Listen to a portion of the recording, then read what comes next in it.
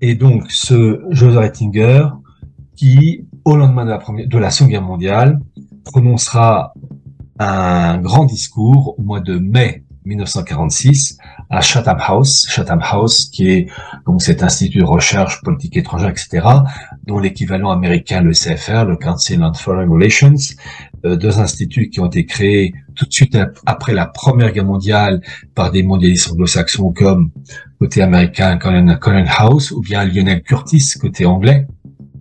Et Lionel Curtis qui était le fils spirituel de Cecil Rhodes. Donc, mois de mai 1946, création du grand discours de Joseph Ratzinger à Chatham House, où il expose la politique en faveur de la construction européenne, d'un bloc européen en lien étroit avec le monde américain. Donc, ce Joseph Ratzinger sera à l'origine de la création de tous les instituts européens, et en particulier le fameux mouvement européen, dont il sera le secrétaire, qui était dirigé par un Anglais, qui s'appelait Duncan Sandys, mais le vrai patron, c'était Winston Churchill. Pourquoi je dis que le vrai patron du mouvement européen, c'était pas Sandys, mais Winston Churchill? La raison est simple, c'est que Duncan Sandys était le gendre de Winston Churchill. Donc évidemment, il va de soi que le vrai patron du mouvement européen, c'était Churchill, qui lui-même avait prononcé un discours à Zurich en 1946, je crois, en faveur de l'unité européenne. Mais attention, unité européenne, donc la partie occidentale de l'Europe, sous l'égide anglo-saxonne. Il ne faut jamais oublier ça. Les anglo-saxons sont pour l'unité européenne à condition que cela se fasse sous leur direction.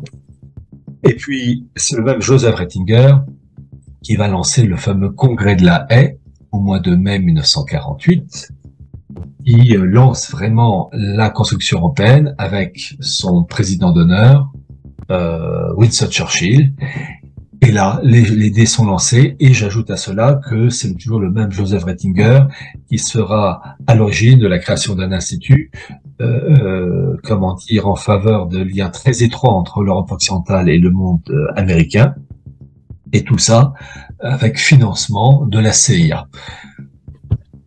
Voilà, ça, je veux dire, c'est la présence visible, matérielle. Ah oui, j'oublie une chose, les liens de Joseph Ratzinger avec, comment il s'appelle, le fondateur de la Pan-Europe, Richard Coudenhove-Kalergi, était étroit. Je citais l'exemple de Winston Churchill, qui était en fait le vrai patron du mouvement européen dans les années donc 1947, 48, 49.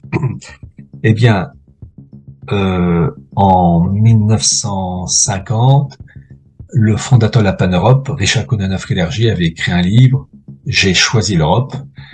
Et celui qui a fait la préface de ce livre, c'est Winston Churchill. Donc c'est intéressant de voir que Winston Churchill avait sous la main à la fois Joseph Ratzinger, mais aussi Richard de Coudenhove-Kalergi, le fondateur de la Pan-Europe.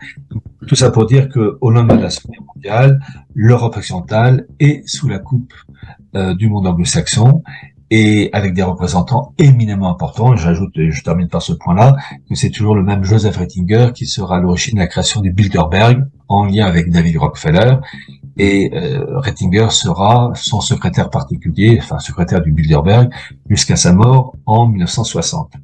Voilà. Bon, donc, pour dire, oui, j'ajouterai aussi cette chose, j'ai oublié de le dire, c'est que il y aura, au lendemain de la Seconde Guerre mondiale, la création, du prix Charlemagne.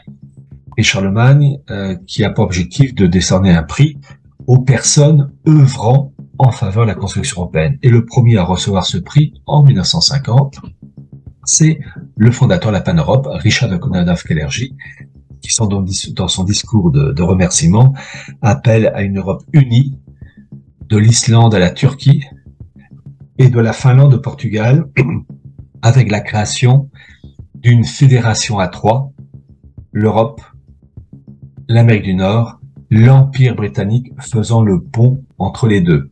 Et c'est intéressant de voir que ce projet, cette architecture, on retrouve ce même projet dans la carte publiée en septembre 1990, et carte que j'ai mise de la revue The Economist, carte que j'ai mise dans mon livre des origines du mondialisme, où The Economist a publié une carte où effectivement l'Europe est physiquement accolée à l'Amérique du Nord, avec l'Angleterre qui fait le pont entre les deux, avec un bloc continental donc euro-américain, un bloc chinois qui s'appelle Confuciania, un bloc russe Eurasia, etc.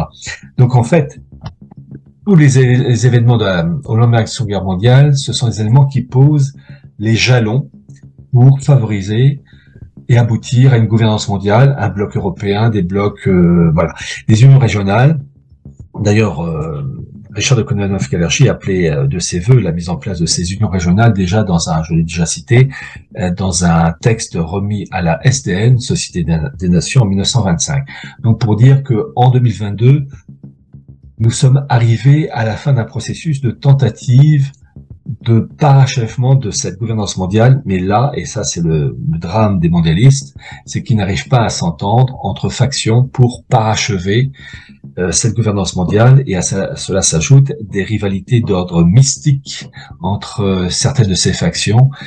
Voilà, donc cette tour de Babel qu'ils essaient de mettre en place va un jour ou l'autre se casser la figure, mais le problème c'est que toi David et moi, on est dans cette tour de Babel et qu'on risque de subir les frais de cette politique insensée.